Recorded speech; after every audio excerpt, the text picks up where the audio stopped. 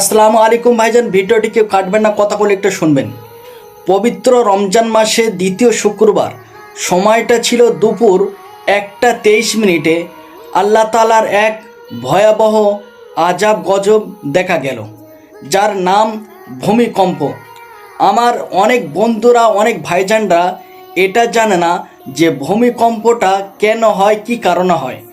ভূমিকম্প ওই সময় হয়, ওই জন্য হয় যখন এই পৃথিবীতে আল্লাহর জমিনে